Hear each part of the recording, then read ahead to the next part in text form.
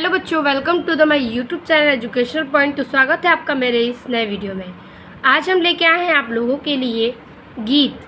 देखिए, ये है आपका गीत मैथिली शरण गुप्त द्वारा रचित एक पद्यांश है। ठीक है, तो गीत जो है वो साकेत से अवतरित है और मैथिली शरण गुप्त जो है वो साकेत की रचना किए हैं और ये अध्याय 4 काव्य से ये पैराग्राफ है।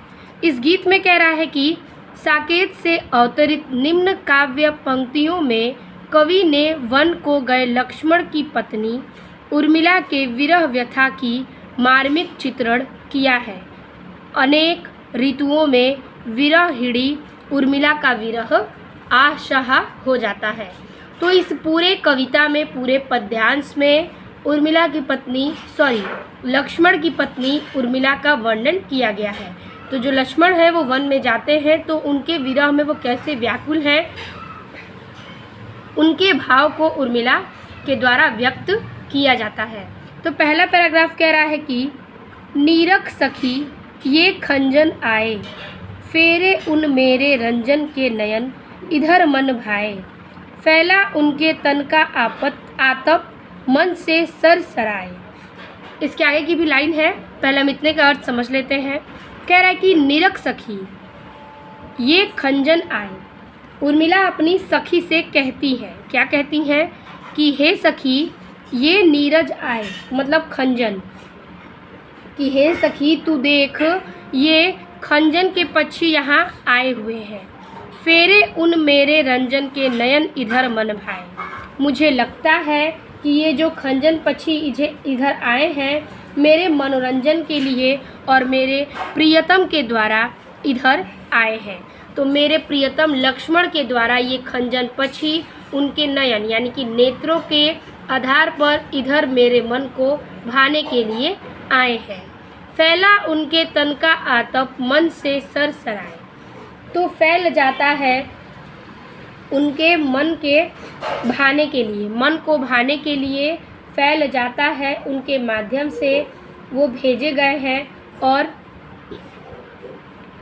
उनके तन का आतप यानी कि उनके शरीर की गर्मी जो है वो मन से सरसराए है, यानी कि शरीर की गर्मी से फैली हुई उनके मन को प्रसन्न हुई होगी। यानी कि हे सखी तू देख, उर्मिला कहती है कि ये खंजन पक्षी आए हैं, मुझे लगता है कि मेरे प्रियतम ने लक्ष्मण ने इसे मुझे मेरे मन को बहलाने के लिए इधर भेजा है। फैला है उनका शरीर की गर्मी यानी कि उनके शरीर का आतप यानी कि गर्मी फैली हुई है और इसके मन जो हैं वो सरसराते हैं। ठीक है, मन को प्रसन्न करते हैं। फिर आगे कह रहा है कि फिर आगे के पैराग्राफ्स कह रहे हैं कि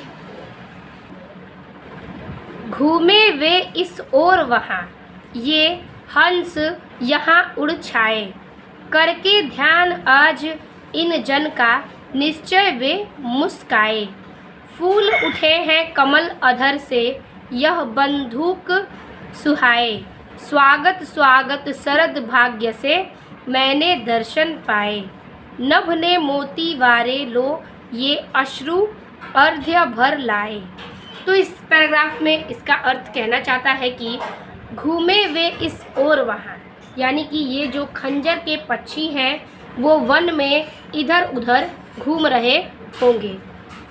ठीक है, वो वन में से इस ओर घूमे होंगे और ये हंस यहाँ उड़ छाए और ये हंस उनके हंसने पर प्रसन्न होकर यहाँ पर आ गए होंगे।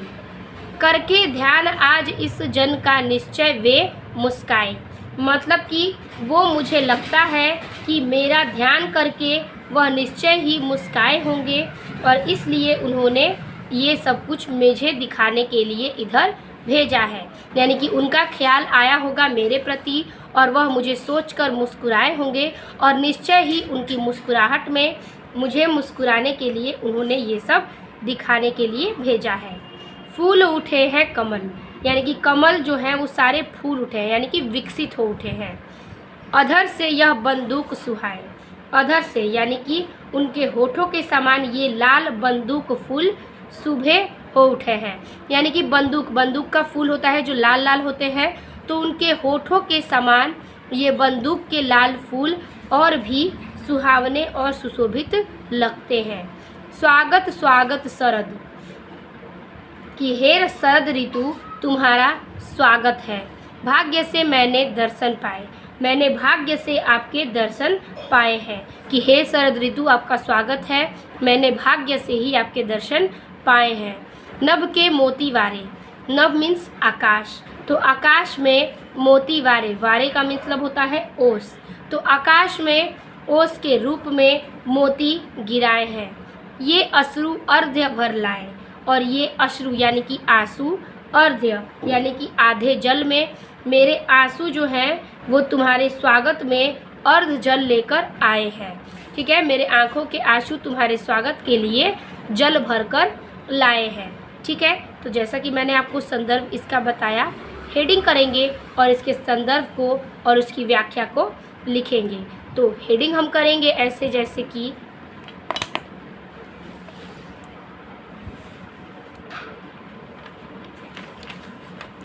हेडिंग हो जाएगा हमारा यहाँ से 2 लाइन, निरख सखी, और डॉटेड करके हम लिखेंगे यहाँ से लास्ट लाइन जो कि है अर्ध भर लाए। फिर इसके संदर्भ और व्याख्या को लिखेंगे। चलिए देख लेते हैं।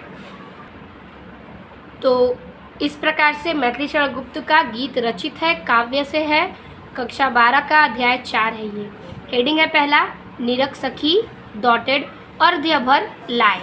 संदर्भ हम लिखेंगे कि प्रस्तुत पद्यांश हमारी पाठ्य पुस्तक हिंदी में संकलित एवं मैथिली शरण गुप्त द्वारा रचित गीत पाठ से लिया गया है। ठीक है, और व्याख्या लिखेंगे हम इस प्रकार से कि उर्मिला अपनी सखी से कहती है कि हे सखी, तू देख, ये खंजन पक्षी इधर आ गए हैं। मुझे लगता है कि मेरे मनोरंजन के लिए मेरे प्रियतम लक्ष्मण ने इन पक्षियों को अपने माध्यम से मेरे मन को भाने के लिए या फिर बहलाने के लिए यहाँ भेजा है, और उनके शरीर की गर्मी यहाँ धूप के रूप में फैली है, और उनका मन प्रसन्न हुआ होगा, इसलिए सारे सरोवर प्रकाशित हो उठे हैं।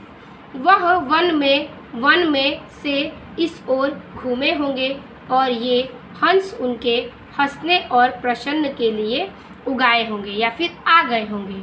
ठीक है, फिर आगे लिखना है कि मुझे ऐसा लगता है कि मेरा ध्यान करके वह निश्चित ही मुस्कुराए होंगे, इसलिए हमें यह सब दिखाई दे रहे हैं। कमल सारे विकसित हो गए हैं, उनके होठों के समान यह लाल बंदूक के फूल सुशोभित हो उठे हैं। हे शरद ऋतु तुम्हारा स्वागत है, मैंने सौभाग्य से तुम्हारे दर्शन पाए हैं। आकाश ने ओस के रूप में मोती गिराए हैं, मेरे ये आंसू तुम्हारे स्वागत में अर्ध्य जल लेकर आए हैं। तो इस प्रकार से हमारा ये संदर्भ सहित व्याख्या हो गया। अब देखेंगे हम दूसरा पैराग्राफ। तो फर्स्ट पैराग्राफ मैंने समझा के आपके अर्थ बता दिए हैं। दूसरा पैराग्राफ कह रहा है कि शिशिर न फिर गिरी वन में, जितना मांगे पतझड़ दूंगी मैं इस निज नंदन में। कितना कंपन तुझे चाहिए ले मेरे इस तन से, सखी कह रही पाड़ुन रता का क्या अभाव आनन में। वीर जमा दे नयन नीर यदि तू मानस भाजन में, तो मोती सा मैं अकिंचना रखूंगी उसको मन में। हंसी गई रो भी न सकूं मैं अपने इस जीवन में, तो उत्कंठा है देखूं फिर क्या हो भाव भुवन में। तो इस लाइन का अर्थ कहना चाहता है कि शिशिर का मतलब होता है जाड़ा या शीतल, यानी कि जाड़े की मौसम में। शिशिर न गिरी वन में, गिरी वन का मतलब होता है, गिरी मीन्स होता है पहाड़ और वन मीन्स होता है बगीचा। तो कह रहा है कि हे शिशिर, वो कहती हैं उर्मिला कि हे शिशिर, हे शीतलता, न फिर तू पर्वत और वन में मत भटक। वो कहती हैं कि हे शिशिर, तू पर्वत और वन में मत भटक, जितना मांगे पतझड़ दूंगी मैं इस निज नंदन से। तुझे जितना भी पतझड़ चाहिए, तू जितना मांगेगी पतझड़ मैं तुझे दूंगी अपने इस निज नंदन शरीर से। यानी कि तुझे जितना भी पतझड़ चाहिए तू इस मेरे शरीर से ले ले, लेकिन तू पहाड़ों और वन में मत भटकना। कितना कंपन तुझे चाहिए ले मेरे इस तन में। मैं तुझसे ये कहना चाहती हूँ कि तुझे जितना भी कंपन चाहिए तू ले ले मेरे इस तन से। यानी कि मेरे इस शरीर से तुझे जितना नंदन चाहिए और आनंदन, मतलब कि नंदन और जितना भी कंपन चाहिए तू मेरे इस शरीर से ले ले। जाड़े के मौसम में तू पहाड़ और वन में मत टहल भटक। सखी कह रही है, उर्मिला की सखी कहती है कि पांडरुता, ठीक है, पांडरुता का क्या अभाव आनन में। ठीक है, वो कहती है कि हे सखी, मुझसे कहती है कि मुझे लगता है, पांडरुता का मतलब होता है पीले रंग, कि पीले रंग की मुझ में कोई कमी नहीं है। मेरी सखी कहती है कि मुझ में पीले रंग की कोई कमी नहीं है। ठीक है, तुझे जंगलों और पर्वतों में पीला रंग खोजने की कोई ज़रूरत नहीं है। तुझे वन में और पर्वतों में पीला रंग खोजने की क्या ज़रूरत है। मेरे ही इस तन में पीले रंग का अभाव बहुत है। वीर जमादे, वीर मीन्स होता है भाई। वीर जमादे नयन नीर यदि तू मानस भाजन में।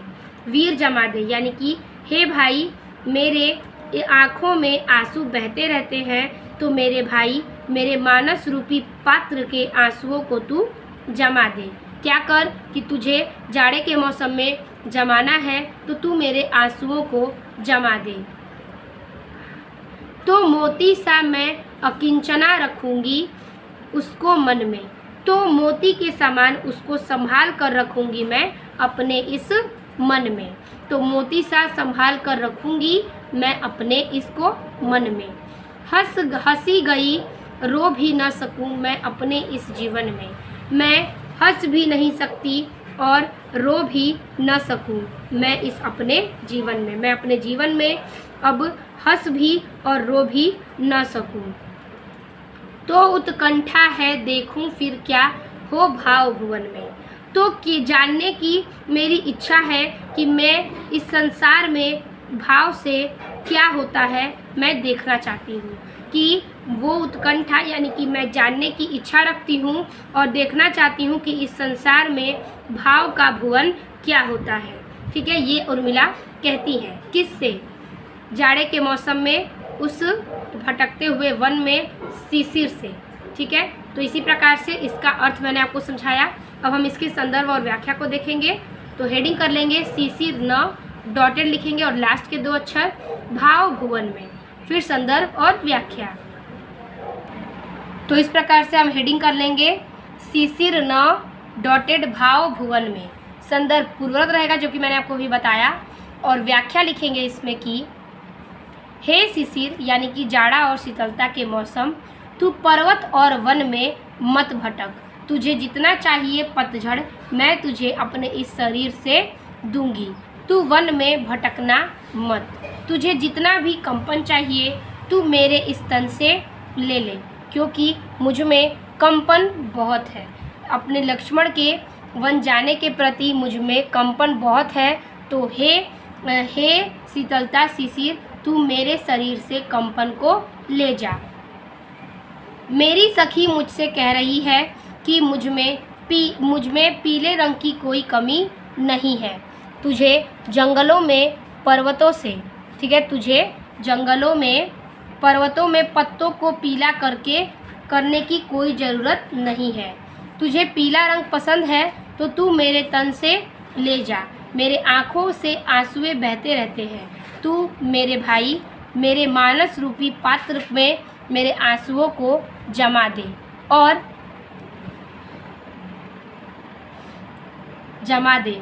तो मोती के समान उसको संभाल कर रखूंगी मैं अपने इस मन में। अगर तू उस आंसुओं को जमा देगा तो मैं मोती के समान अपने इस मन में उसको रखूंगी। मेरी हंसी तो चली गई है, मेरी हंसी तो चली गई है, तो क्या अब मैं रो भी ना सकूं इस जीवन में? तो क्या मैं अब इस जीवन में रो भी नहीं सकती? तो जानने की मेरी इच्छा है कि भाव के इस संसार में क्या होता है।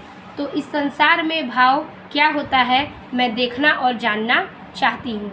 यही उर्मिला अपने इस सखी से और शिशिर से कहती है। तो अब देखेंगे हम थर्ड पैराग्राफ।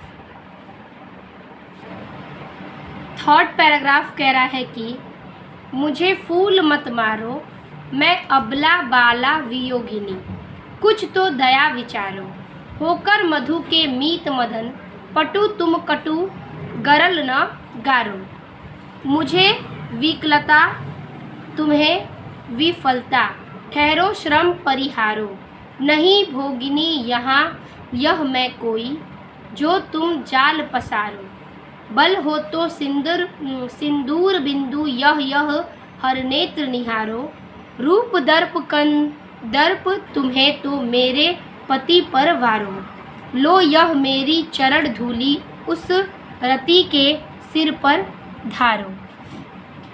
तो इस पैराग्राफ में कह रहा है कि मुझे फूल मत मारो। ये कहना चाहता है इस लाइन में कि तुम मुझे फूलों से यानी कि अपने इस पुष्प बाण से मत मारो, मत डराओ।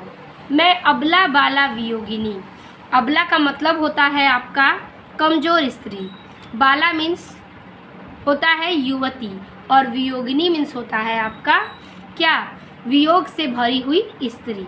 तो मैं कमज़ोर स्त्री, युवती, वियोगिनी, कुछ तो दया विचारो। मैं कमज़ोर स्त्री यानी कि महिला, युक्ति और युवती हूँ और वियोगिनी हूँ, वियोग से भरी हुई। कुछ तो मेरे पर दया विचारो, विचार करके कुछ तो मेरे ऊपर दया करो। होकर मधु के मीत मदन, पटु तुम कटु गरल नगारो। होकर मधु, मधु मीन्स होता है बसंत, मीत मीन्स मित्र, मदन मीन्स कामदेव। ठीक है, तो कह रहा है कि होकर वसंत के कि मैं वियोगिनी से भरी हूँ, अरे कुछ तो मेरे प्रति दया विचारो। ठीक है, और फिर आगे कह रहा है कि होकर मधु के मीत मदन, पटु, पटु का मतलब होता है चतुर, तुम कटु, कटु का मतलब होता है कावा, और गरल नगारो।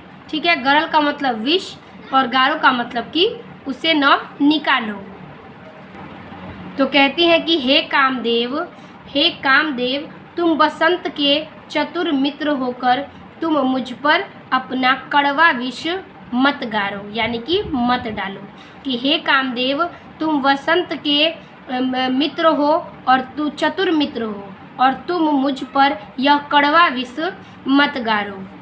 मुझे विकलता तुम्हें विफलता, ठहरो श्रम परिहारो। विकलता का मतलब होता है व्याकुल, और विफलता का मतलब होता है विफल, यानी कि जो सफल न हो सके। मुझे व्याकुलता मिलेगी और तुम्हारे हाथ सिर्फ विफलता ही लगेगी। तो ठहरो यानी कि रुको, श्रम परिहारो यानी कि रुको, अपनी थकान को दूर करो। वो कहती है कि मुझे सिर्फ व्याकुलता और तुम्हें सिर्फ विफलता मिलेगी, तो तुम रुको और इस थकान को दूर करो। ठीक है, नहीं भोगिनी यह मैं कोई, जो तुम जाल पसारो। हे कामदेव, मैं कोई भोगिनी स्त्री नहीं हूँ, तो मेरे लिए तुम जाल मत पसारो। यानी कि नहीं हूँ मैं कोई भोगिनी स्त्री, तो तुम मेरे लिए कोई भी जाल को न फैलाओ। बल हो तो, यानी कि तुम में ताकत है तो, वो चुनौती देती हैं कि अगर तुम में ताकत है तो सिंदूर बिंदु यह हर नेत्र निहारो। यानी कि सिंदूर बिंदु से, यानी कि मेरे इस सिंदूर बिंदु से यह हर नेत्र निहारो। हर नेत्र का मतलब होता है शिव के नेत्र। तो तुम में अगर ताकत है तो तुम मेरे इस सिंदूर बिंदु को निहारो, यानी कि देखो मेरे इस सिंदूर के बिंदु को, जो कि शिव के तीसरे नेत्र के प्रति दिखता है। रूप दर्प यानी कि रूप का घमंड, कंदर्प यानी कि हे कामदेव, तुम्हें मेरे प्रति न वारो। कि अगर तुम्हें रूप का घमंड है तो हे कामदेव, मेरे पति लक्ष्मण पर उसे निर्छावर कर दो। और ये रूप जो तुम्हें लगता है कि तुम सबसे सुंदर हो ब्रह्मांड में, इस दुनिया में सबसे सुंदर हो, तो ये तुम्हारा वहम है। तुम जाकर मेरे पति के एक एक चरण के निछावर भी नहीं हो। लो यह मेरी चरण धूली उस रति के सिर पर धारो। ये लो मेरे चरण के धूल और उस रति यानी कि अपनी पत्नी के सिर पर डालो, कि अगर तुम्हें लगता है कि तुम्हारी पत्नी सुंदर है तो तुम मेरे इस चरण के धूल को ले जाओ और उसके सिर पर डालो, क्योंकि तुम और तुम्हारी पत्नी मेरे पति और मेरे प्रति जो कि है एक धूल के भी बराबर नहीं है। ये कहती हैं उर्मिला कामदेव से।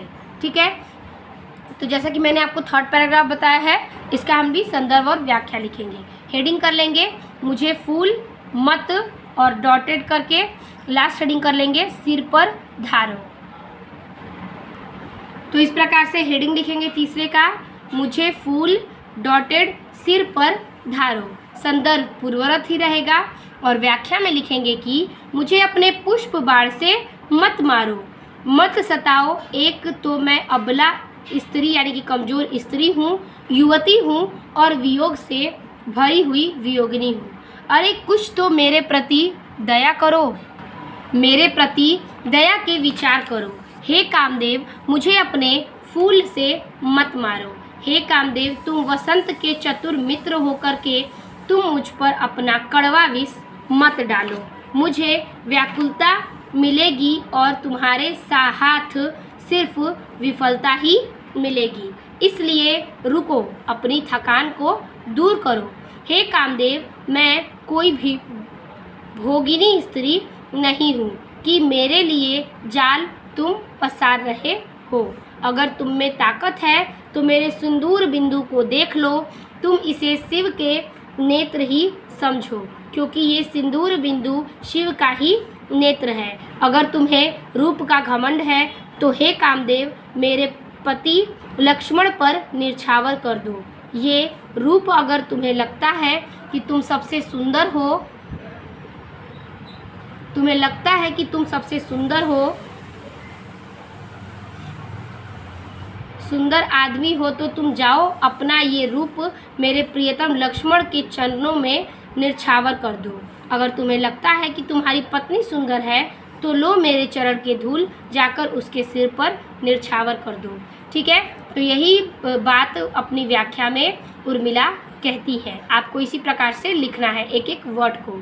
ठीक है, अब हम देखेंगे गीत के आखिरी पैराग्राफ यानी कि चौथा पैराग्राफ।